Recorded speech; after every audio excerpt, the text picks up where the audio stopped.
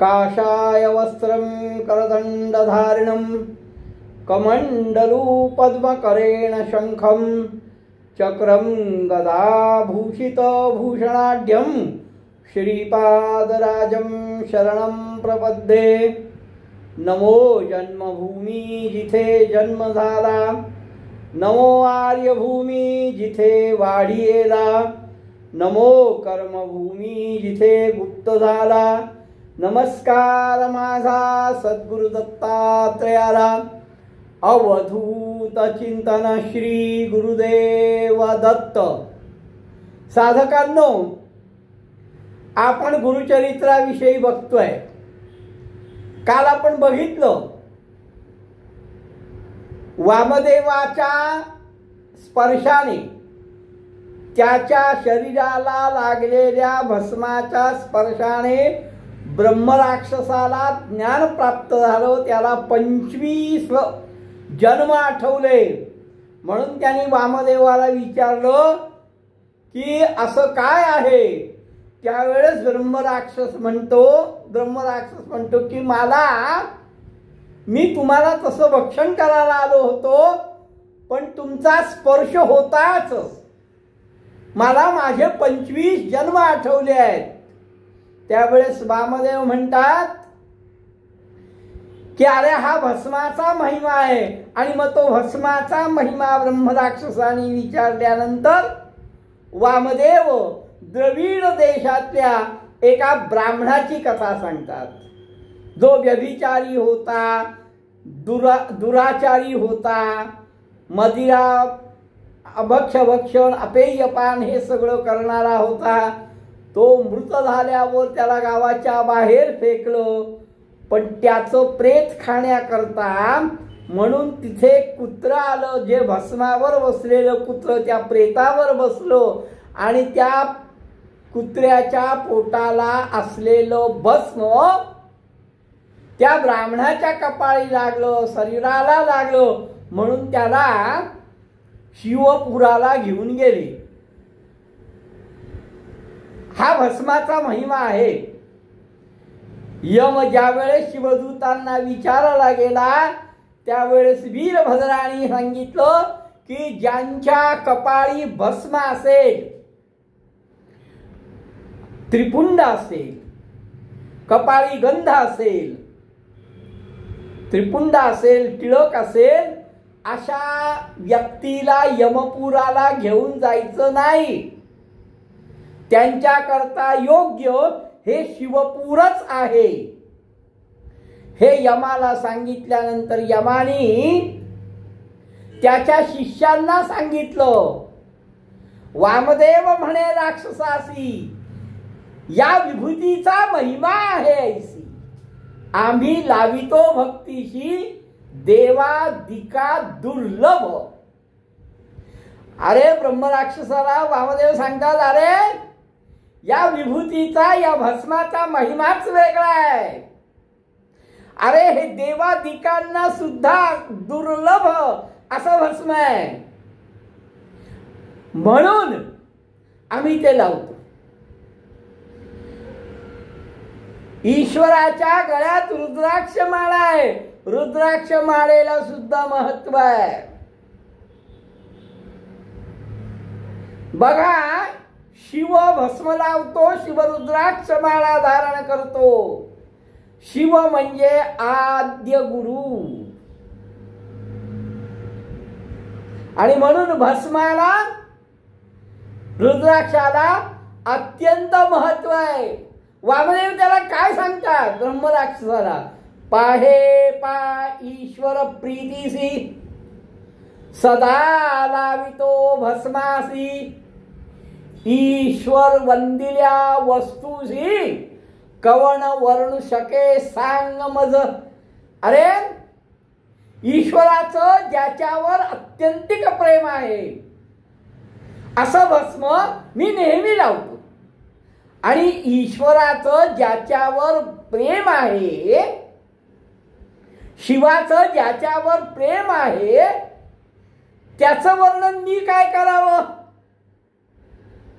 शिवाचं भस्मावर अत्यंतिक प्रेम आहे, हे वामदेवाला सूचित करायचं. ऐकोनी वामदेवाचे वचन ब्रह्म राक्षस करी नमन.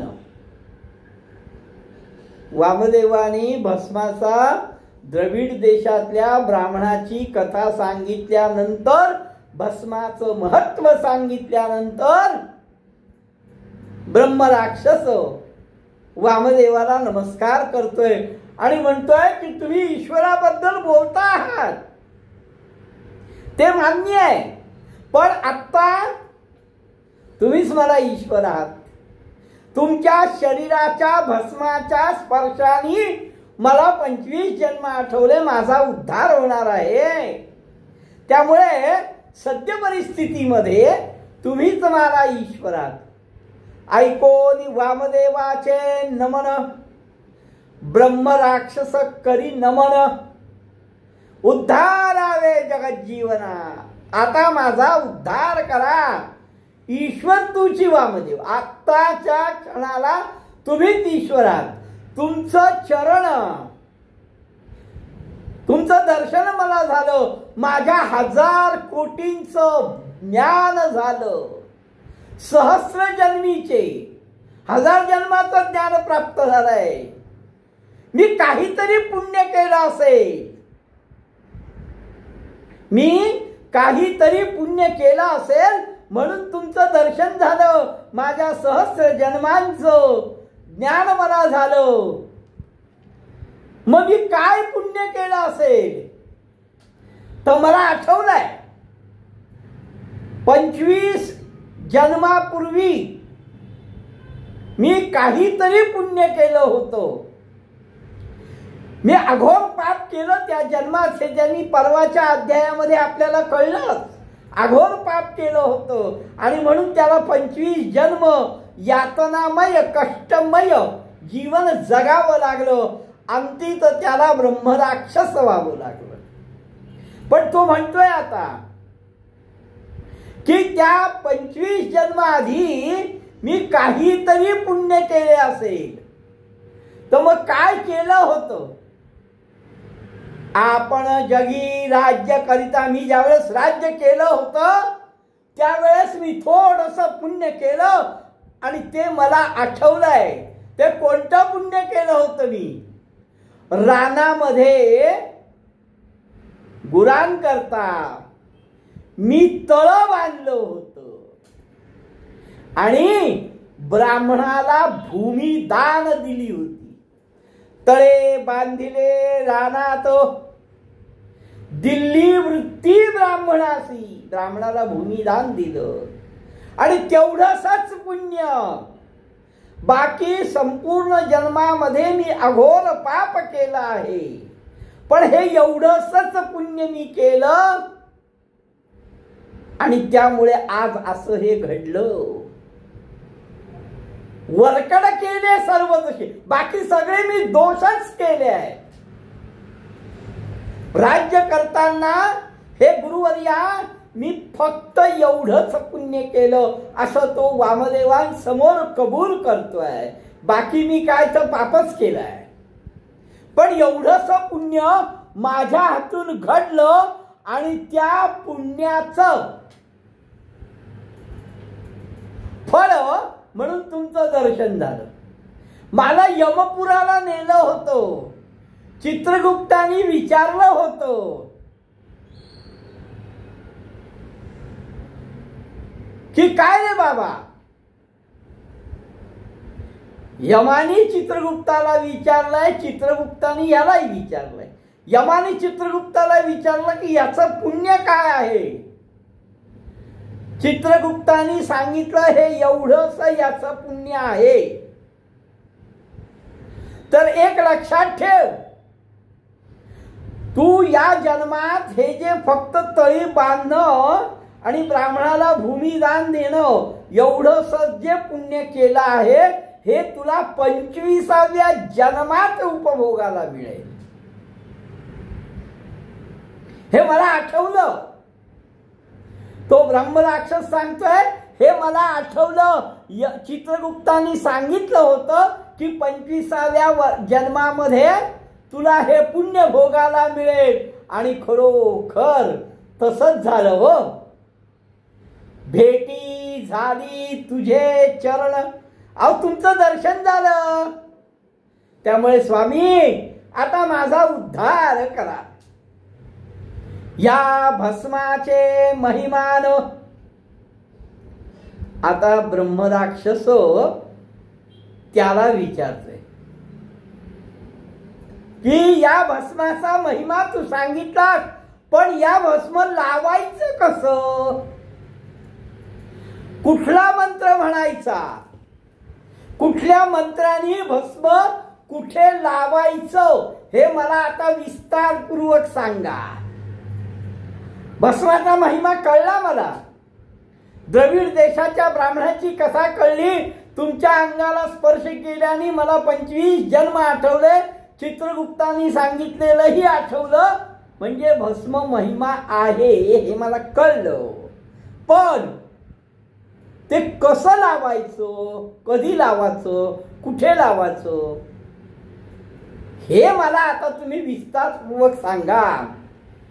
तेव्हा वामदेव म्हणतोय ब्रह्मराक्षसाला, अरे विभूतीचे धारण मज पुसशी मलाच विचारतोयस? अरे माझ्या सर्व अंगाला भस्म आहे आणि तू मला विचारतोयस? ठीक आहे. वामदेव म्हणे राक्षसाशी, विभूतीचे धारण मज पुसशी सांगेन आता विस्तार. ठीक आहे, तू मलाच विचारतोयस. ज्याच्या अंगाला सर्व अंगाला भस्म आहे त्यालाच विचारतोयस. तर मग मी सांगतो तुला. पूर्वी मंदार पर्वतावर, आता वामदेव या ठिकाणी शिवाच्या सभेची, शिवाचं सर्व वर्णन करतोय. फार सुंदर आहे. शिवाचंही वर्णन करतोय आणि उमेशही, पार्वतीचंही वर्णन करतोय. मंदार पर्वतावर गेले असताना काय झालं, पण तिथे कशा प्रकारे त्यांचं वर्णन आहे हे ऐका. खूप सुंदर आहे. पूर्वी मंदार पर्वतावर गिरिजापती म्हणजे शिव हे गेले. बर यांच्या बरोबर कोण होतं? तर कोटी रुद्रगण. शिवाचे जे गण आहेत ते कोटी, 1 कोटी शिवगण याच्या बरोबर, शिवाबरोबर मंदार पर्वतावर गेले. बर नुसतेच रुद्रगण गेले असं नाही बर का. 33 कोटी देवांसहित 1 कोटी रुद्रगण, नंतर 33 कोटी देवता आणि त्यांच्या बरोबर देवेंद्र म्हणजे इंद्र, अग्नी, वरुण, यम, कुबेर, वायू कोण नाही गेलं. अहो 1 कोटी रुद्रगण गेले, 33 कोटी देवता गेल्या, इंद्र गेला, अग्नी गेला, वायू गेला, वरुण गेला, यम गेला. बर इथेच थांबले का? नाही. गंधर्व, यक्ष, चित्रसेन, खेचर, पन्नग, विद्याधरण, किंपुरुष सिद्ध साध्य जाण. त्या सभेमध्ये मंदार पर्वतावर जी शिवाची सभा बसली होती त्या सभेमध्ये हे सगळे होते. म्हणजे डोळ्यासमोर आणा. आजच्या भाषेत म्हणायचं असेल तर किती मॉप होता. आता ही शिवाची सभा आहे. त्रैलोक्याचा अधिपती, आद्य गुरु, आणि त्याच्या सभेमध्ये 1 कोटी रुद्रगण, 33 कोटी देवता, गंधर्व, यक्ष, किन्नर, इंद्र, वायू, वरुण सगळे सगळे सगळे. बर इथेच थांबले का? नाही. देवाचार्य बृहस्पती, देवांचे गुरु बृहस्पती, वशिष्ठ ऋषी, नारद, आर्यमादी पितृसहित त्या शिवाच्या सभेमध्ये आले होते. इथे थांबलेत का? एवढे आलेत, आता बास नाही. दक्ष, ब्रह्मा, सगळं ऋषिकुळ,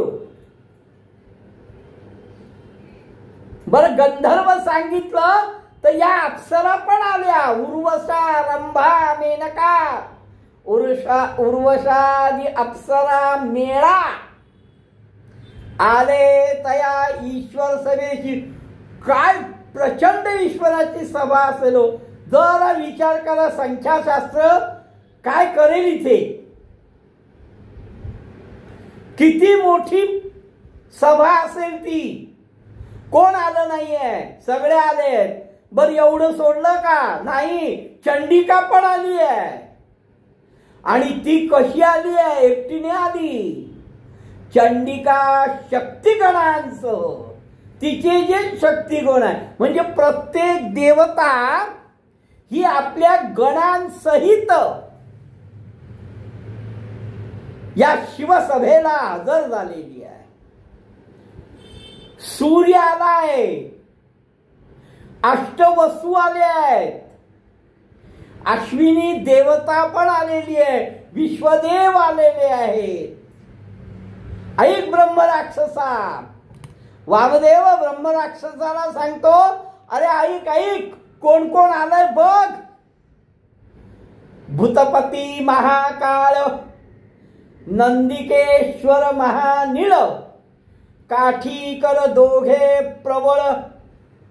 एकीकडे नंदी आहे, एकीकडे वीरभद्र आहे. महाकाळ आहे, वीरभद्र आहे, शंख कर्ण आहे, मणिभद्र आहे, शतकर्ण आहे, वृकोदर आहे, कुंभोदर आहे, ते पण तिथे आले. हे सगळे शिवाचे गण आहेत. बरं अहो, फक्त त्यांच्या गणांमध्ये जरी सभा झाली तरी किती असतील. इथे तर ईश्वर सभा सगळ्यांकरता आहे. 33 कोटी देवता, रंभा, गंधर्व, यक्ष, किन्नर, चंडिका, ब्रह्मा, विष्णू, सगळे सगळे हो. आणि आता शिवाच्या गणांची बघा, महत्वाचे गण कोण?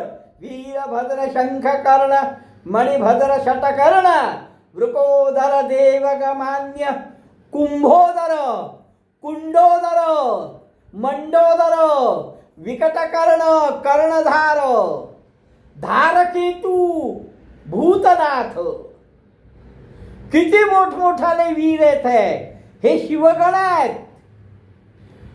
भृंगी, गिटी, भूतनाथ, अनेक रूपांचे गण आहेत. आता अनेक रूपांमध्ये फार सुंदर वर्णन आहे. काही काहींना एक कान आहे तर काही काहींना 6 कान आहेत. रुद्रगणांची रूप कशी आहेत? वामदेव त्या रूपांचं वर्णन फार सुंदर करतायत.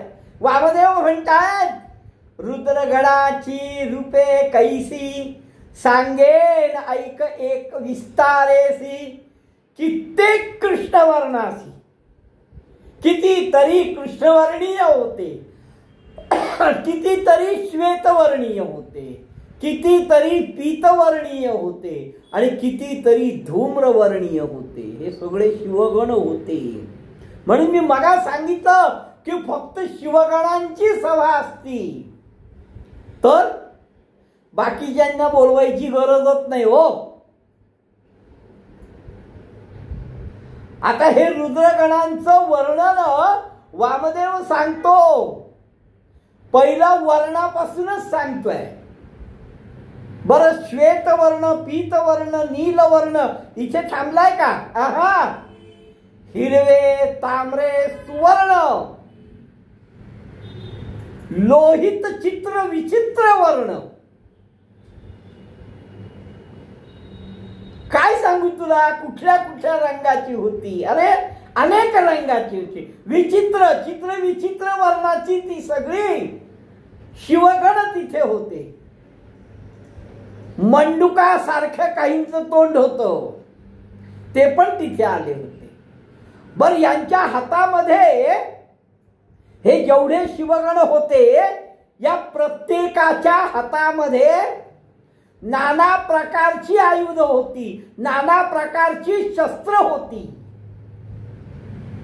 आणि नाना प्रकारची भूषण मिरवावी अशी वाहनं पण होती. आजकालच्या याच्यात कसं मारुती आहे, टोय ॲटो आहे, अशी कितीतरी आहेत ना. पूर्वी यांची वाहनं वेगवेगळी होती, पण भूषण नाना वाहन भूषणेसी, नाना प्रकारची भूषण ठरणारी वाहनं अशी होती. काहींचं तोंड हे वाघासारखं होतं, व्याघ्रमुखी किती. काहींचं तोंड वाघासारखं होतं, तर काहींचं तोंड सुकर गजमुखी डुकरासारखं तोंड होतं, काहींचं हत्तीसारखं तोंड होतं. नाना आयुधे शस्त्राशी नाना वाहन भूषणेसी व्याघ्रमुख कित्येकांसी, किती सुकर गजमुखी, किती नक्रमुखी, किती श्वान मृगमुखी. बघा बघा कुठल्या कुठल्या तोंडाचे शिवगण होते. अहो, किती श्वानमुखी, किती मृगमुखी, उष्ट्रवदन कित्येकी, किती शरभ शार्दूल वदने, किती भैरुंड मुख, कितीतरी सिंहमुख, कितीतरी दोन मुख, कितीतरी चार मुख, कित्येक भैरुण मुख, सिंहमुख कित्येक, दो मुख गण देखा चतुर्मुख. चार मुखाची, दोन मुखाची, सिंहाच्या मुखाची, श्वानाच्या मुखाची, मृगाच्या मुखाची, व्याघ्राच्या मुखाची, अशा अनेक मुखांची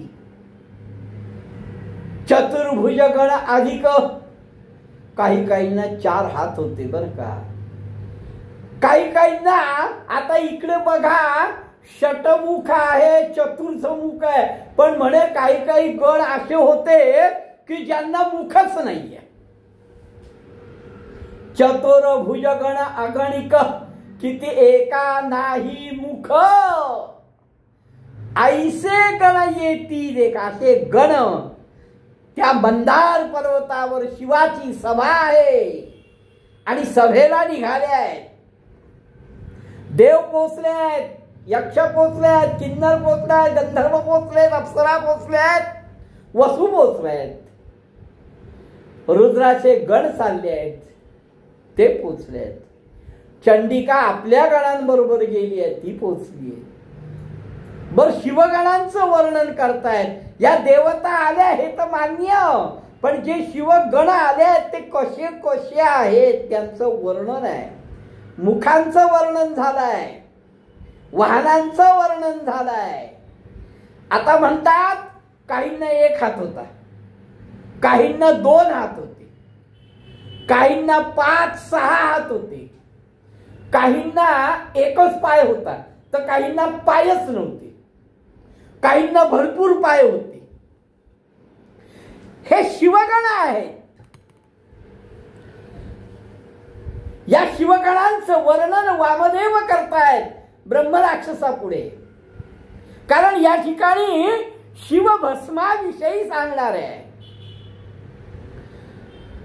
ते म्हणतात काहींना 1च कान होता, काहींना कानच नव्हता, काहींना फार कान होते. आता या ठिकाणी एक विनोदाचा भाग होऊ शकेल. आपल्यामध्ये सुद्धा काहींना कानच नसतात, काहींना 1च कान असतो, काहींना अनेक कान असतात. तुम्ही म्हणाल काका असं कसं?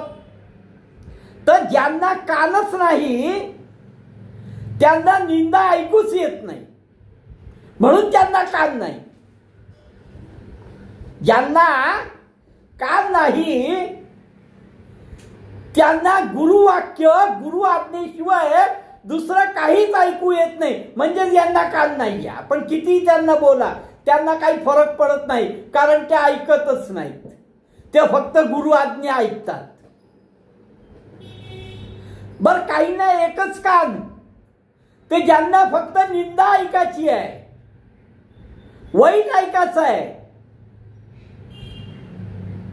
चांगल्या गोष्टी ऐकूच येत नाहीत, चांगल्या गोष्टी सांगितलेल्या समजतच नाहीत, ते एक कानी आहे.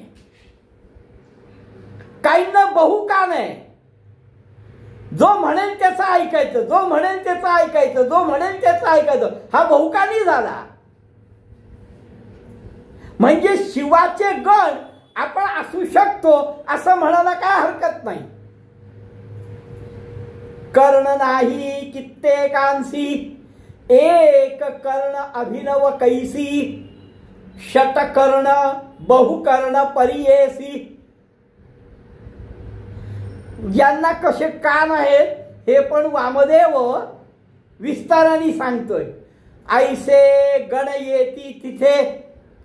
बरं आता डोळे, कित्येकांसी नेत्र एक, कित्येकांना चारी नेत्र, किती स्थूल कुब्जक. चित्र विचित्र. थोडक्यात शिवाचे जेवढे गण आले हे सगळे चित्र विचित्र होते. असं म्हटलं तर ते वावगं ठरू नये. कित्येकासी नेत्र एक, कित्येका चारी नेत्र विचित्र, किती स्थूल जाडे, काही कुब्जक. ऐसे गण ईश्वराचे. कुठे आले हे सगळे? मंदार पर्वतावर. ऐशा परीच्या गणांसहित अशा सगळ्या गणांच्या समवेत हा माझा भोळा सांब आद्य गुरु बैसला शिवमूर्तिमंत. अशा या गणांमध्ये 33 कोटी देवतांमध्ये अप्सरा, रंभा, उर्वशी, मेनका या सगळ्यांच्या समोर या गणांमध्ये हा माझा शिव आद्य गुरु बसलाय. बर याचं सिंहासन रत्न खचित आहे. 7 प्रभा आहेत. एक एक प्रभावर या लागतो आणि त्याच्यावर रत्न जडलेली आहेत. म्हणून हे अतिशय निर्मळ आणि रत्नजडित सिंहासनावर त्याच्यावर हा बसलाय. 7 प्रकारच्या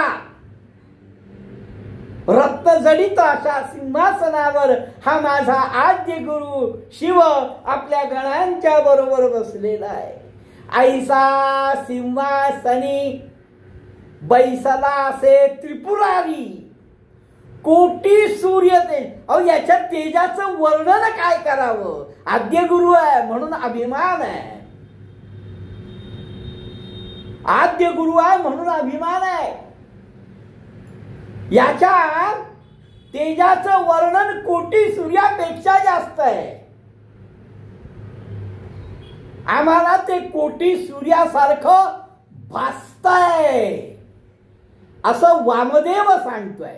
ऐशा सिंहासनावरी बैसला असे त्रिपुरारी, कोटी सूर्य तेज सरसी, भास तसे परियेसा. महाप्रलय समयासी, सप्तार्णवर्ण मिळणी जासी, तैसिया श्वासोच्छ्वासासी बैसलासे ईश्वर. बघा हे वर्णन वामदेवानी केलं. जरा आपण हे डोळ्यासमोर आणण्याचा प्रयत्न करा. काय ती सभा दिसत असेल हो. आणि मधोमध कोण बसलाय? आद्य गुरु शिव बसलाय. भाळ नेत्र ज्वाळ माळा, सवर्ताग्नी जटा मंडळ, कपाळी चंद्र षोडश कळा. तोही असा नाही बसला. त्याच्या कपाळावर चंद्रकोर आहे, जटा आहे, त्याच्या उजव्या कानापाशी तक्षक आहे. तक्षक देखा वामकर्णी वासुकी. अहो उजव्या कानाशी वासुकी आहे, डाव्या कानाशी तक्षक आहे. तया दोघांचे नयन, बरं हात आहेच, पण या दोन तक्षक आणि वासुकी यांच्या डोळ्यांविषयी सांगताना वामदेव म्हणतात नीलरत्नासारखे शोभत होते. नीलरत्नासारखे. वामदेव त्या शिवाच्या, त्या आद्य गुरूंच्या सभेविषयी वर्णन करतायत. अजून सभा सुरूच झाली नाहीये. हे सगळे आलेले आहेत. कोण कोण आलेत, काय काय आलेत, त्यांची वर्णन झाली. आता शिवाचं वर्णन सुरू केलंय. नंतर कोणाचं वर्णन करणार आहे, मग त्या सभेमध्ये काय होणार आहे. वामदेव काय काय सांगतोय. शिवाचं वर्णन अजून पूर्ण झालेलं नाही, चालू आहे. मग त्यांनी वामदेवानी काय सांगितलं, कशा प्रकारे शिव बसलाय, काय आहे, काय होत आहे, हे आपण उद्या बघू. अवधूत चिंतन श्री गुरुदेव दत्त.